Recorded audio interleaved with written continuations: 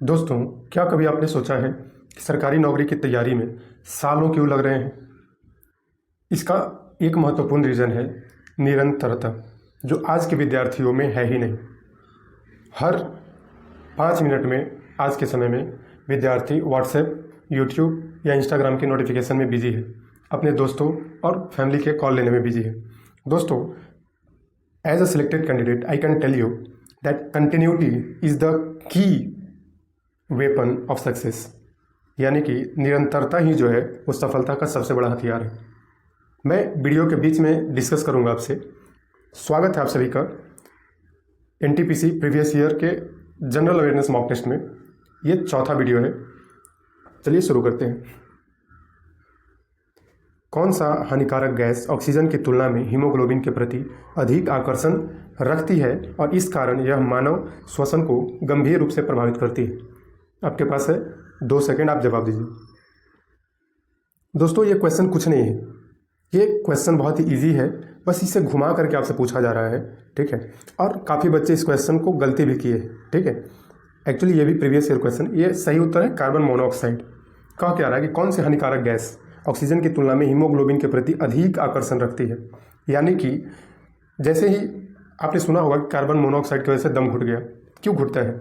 क्योंकि ऑक्सीजन जो है हीमोग्लोबिन में बहुत स्लोली जाके घुलता है, लेकिन कार्बन मोनोऑक्साइड बहुत तेज़ी से जाके हमारे रक्त में हीमोग्लोबिन में घुल जाता है, जिसकी वजह से इंसान का दम जल्दी घुट जाता है, ठीक है। चलिए आगे बढ़ते हैं। इस वीडियो में हम लोग कुछ एक्स्ट्रा फैक्ट भी देखेंगे जो इंपॉर्टेंट क्वेश्चन है उनके लिए। चलिए आगे बढ़ते हैं। जैसा मैंने आपको बताया शुरुआत में कि कंटिन्यूटी यानी कि निरंतरता। दोस्तों, निरंतरता का अर्थ क्या है? कई बार हम सोचते हैं कि लगातार सालों भर पढ़ते रहना, 2 साल 4 साल 5 साल पढ़ते रहना निरंतरता है। नहीं, निरंतरता पढ़ाई में होने का मतलब है कि यदि आपने एक रूटीन बनाया हुआ है कि मैं 6 बजे प्रतिदिन उठ करके पढ़ूंगा, तो आपको 6 बजे उठ के पढ़ना चाहिए। यही निरंतरता है। अगर आपने रूटीन बनाया है कि मुझे प्रतिदिन 6 घंटे बहुत ही फ्रूटफुल तरीके से बिना कोई डिस्ट्रैक्शन के पढ़ना है और आप पढ़ रहे हैं, वही निरंतरता है, ठीक है। जब हम तैयारी करते थे उस समय पे बहुत सी डिस्ट्रैक्शन थी, आज और भी ज़्यादा धीरे धीरे डिस्ट्रैक्शन बढ़ती जा रही है। इस डिस्ट्रैक्शन से आपको दूर रहना होगा। आपको अपने फ़ोन का नोटिफिकेशन ऑफ रखना होगा। अब पूछेंगे कि कोई ज़रूरी चीज़ हुआ तो?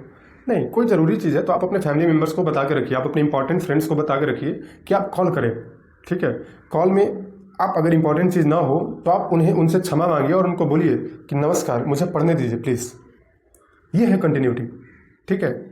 चलिए वीडियो में आगे बढ़ते हैं। ये रैपिड फायर वीडियो है और हम लोग दनादन 20 क्वेश्चन करते हैं, जैसा आप सभी को पता है। और ये वीडियोस, ये क्वेश्चंस आपके लिए बहुत ही ज़्यादा इंपॉर्टेंट है, तो प्लीज़ पूरे वीडियो में बने रहिए। चैनल को सब्सक्राइब कीजिए और अपने ज़रूरतमंद दोस्तों को भी शेयर कीजिए, उनको भी हमारे परिवार में जोड़िए। आगे बढ़ते हैं। मनुष्यों में बच्चों के लिंग का निर्धारण निम्नलिखित में से किससे प्रभावित होता है? आपने अक्सर गाँव में देखा होगा कि जब किसी के घर में लड़की पैदा होती थी, आज से कई साल पहले, या आज भी कहीं कहीं देखने को मिलता है, उसमें महिला को दोषी माना जाता है, ठीक है। लेकिन दोस्तों, ये जो विचारधारा है, साइंस ने बहुत कुछ बदला है।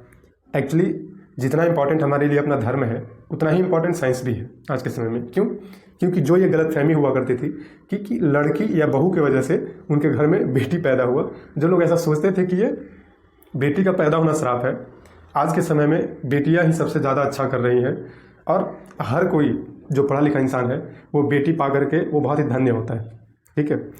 तो मैं एक ये पॉइंट आपको थोड़ा भटका दिया, माफ़ी चाहूँगा। लेकिन जो बच्चों के लिंग का निर्धारण, यानी कि लड़का होगा या लड़की, ये डिपेंड करता है पिता के युग्मनज पे, ठीक है। इस चीज़ को आप ध्यान में रखें। दोस्तों, अगला प्रश्न है, अगस्त 2025 में श्रीनगर की डल झील में आयोजित पहले खेलो इंडिया वाटर स्पोर्ट्स फेस्टिवल में कौन सा राज्य चैंपियन बना है? इसका सही उत्तर है मध्य प्रदेश।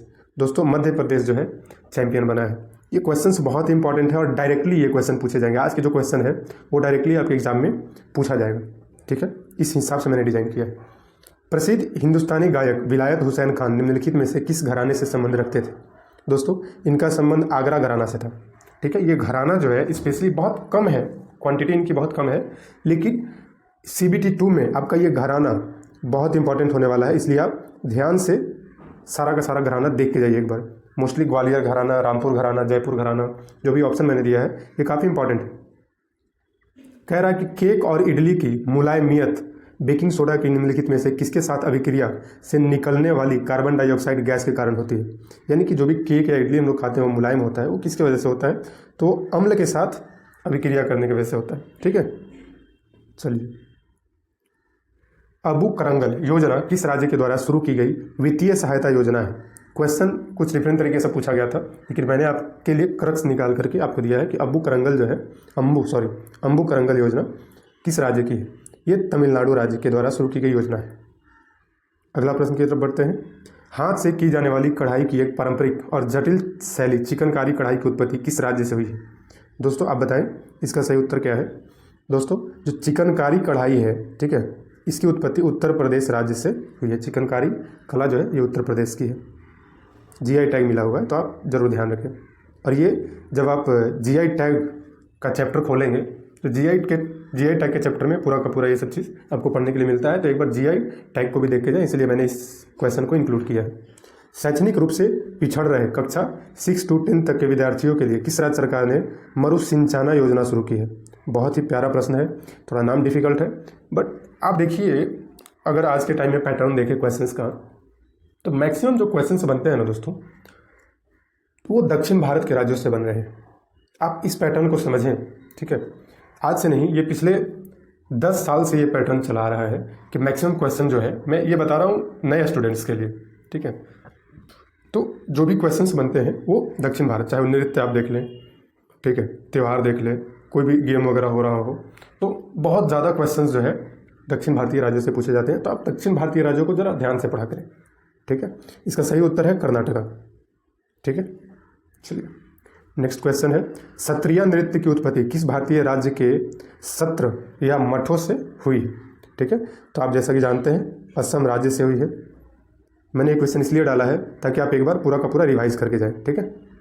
चलिए 2025 में किस स्थान को विरासत संग्रहालयों में बदला जा रहा है जिसका निर्माण मूल रूप से चंद राजवंश द्वारा किया गया था। तो मल्ला महल अल्मोड़ा को जो है विरासत संग्रहालय के रूप में बदला जा रहा है, ठीक है। चलिए कह रहा है कि मार्च 2025 के अनुसार भारत में कुल कितने आधिकारिक रूप से घोषित एलिफेंट रिजर्व है। तो एलिफेंट रिजर्व दोस्तों वो 33 है। निम्नलिखित में से कौन से भारत के जातिगत आंदोलन थे। ये बड़ा इंपॉर्टेंट क्वेश्चन है। इसका सही उत्तर एक्चुअली 2 है, बी और सी दोनों, आत्मसम्मान आंदोलन और वैकोम आंदोलन।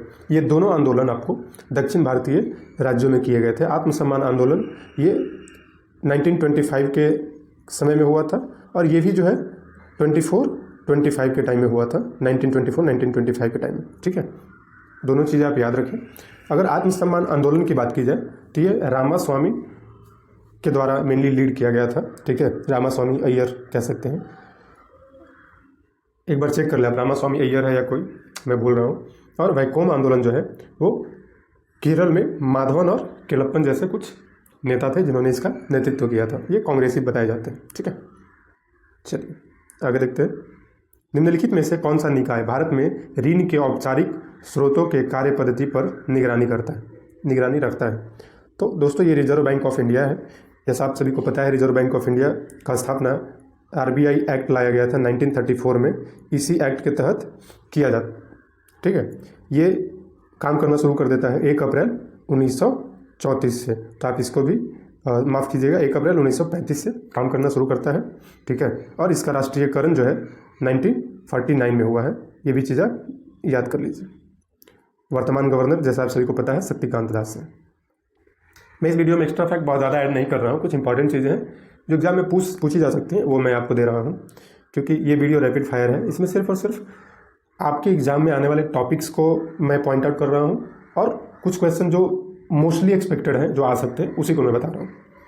तो आप इस चीज़ को ध्यान में रखें और उसी हिसाब से इस वीडियो को देखें।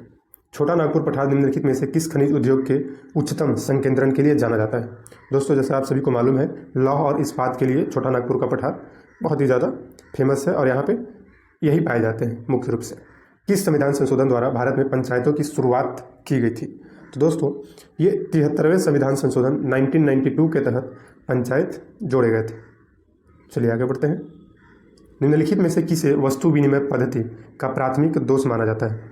वस्तु विनिमय पद्धति का प्राथमिक दोष किसे मानते हैं? तो आवश्यकताओं के उभय संयोग का अभाव, इसी को जो है वस्तु विनिमय पद्धति का प्राथमिक दोष करार दिया गया है दोस्तों। अगला क्वेश्चन है, वस्तु एवं सेवा कर लागू करने का, वस्तु एवं सेवा कर यानी कि जीएसटी लागू करने का मुख्य उद्देश्य क्या था? दोस्तों जीएसटी लागू करने का मुख्य उद्देश्य था कर संरचना यानी कि टैक्स का जो स्ट्रक्चर बहुत ज़्यादा जटिल हुआ करता था उसको इजी बनाना, प्रोसेसिंग जो टाइम लगता था उसमें उसको आसान बनाना, ठीक है, जिससे कि क्या होता है कि टैक्स भी लोगों को समझ में आती। पहले टैक्स समझ में नहीं आती थी, अभी टैक्स लोगों को ज़्यादा समझ में आती है, ठीक है, और अब तो और भी ज़्यादा आ रही है क्योंकि अब 2 ही स्लैब रह गया है, 5% और 18%, ठीक है। यहाँ पे आप याद कर सकते हैं कि जीएसटी जो है वो 1 जुलाई 2017 से, माफ़ करें, 1 जुलाई 2017 से आया था। इस चीज़ को रिवाइज कर सकते हैं। चलिए आगे बढ़ते हैं। महात्मा गांधी ने गुजरात में खेड़ा सत्याग्रह निम्नलिखित में से किस वर्ष शुरू किया था? दोस्तों महात्मा गांधी ने 1918 ईस्वी में खेड़ा सत्याग्रह शुरू किया था। 1917 में जैसा आप सभी को पता है चंपारण सत्याग्रह हुआ था, ठीक है। चलिए आगे बढ़ते हैं। निम्नलिखित में से कहाँ भारत में सर्वाधिक वर्षा होती है? तो सर्वाधिक वर्षा वाला स्थान पहले चेरापूंजी हुआ करता था, वर्तमान में मासिन राम है, इस बात का आप ध्यान रखें, ठीक है। दार्जिलिंग ये पंजाब में हिल स्टेशन है और शिलोंग मेघालय की राजधानी है। आगे बढ़ते हैं। किस चोल शासक ने मदुरई कोंडवन की उपाधि धारण की थी? तो दोस्तों मदुरई कोंडवन की जो उपाधि है वो किसने धारण की थी? ये परांतक प्रथम है जिन्होंने मदुरई कोंडवन की उपाधि धारण की थी। एक्चुअली इनके बारे में कहानी बहुत इंटरेस्टिंग है। ये चोल शासक थे, ठीक है, चोला डायनेस्टी से इनका संबंध है। तो ये अगले एग्जाम में यही पूछा जा सकता है कि परांतक फर्स्ट जो थे उनका संबंध किस डायनेस्टी से है? तो चोला डायनेस्टी से है, ठीक है। इन्होंने 907 ईस्वी से लेकर के 955 ईस्वी तक शासन किया था, ठीक है। इस चीज़ का ध्यान रखिए, बहुत इंपॉर्टेंट पॉइंट मैंने आपको बताया। दोस्तों जैसा कि आप सभी को पता है कि मैं बहुत ही अच्छे से, बहुत ही मेहनत से वीडियो को बना रहा हूँ। अगर आपको ये वीडियो अच्छी लगे और अभी तक आप वीडियो देख रहे हैं तो कृपया करके सब्सक्राइब कर ले, हमारी फैमिली का हिस्सा बने, ताकि भविष्य में भी आपको सही गाइडेंस मिलती रहे। चलिए नमस्कार, धन्यवाद।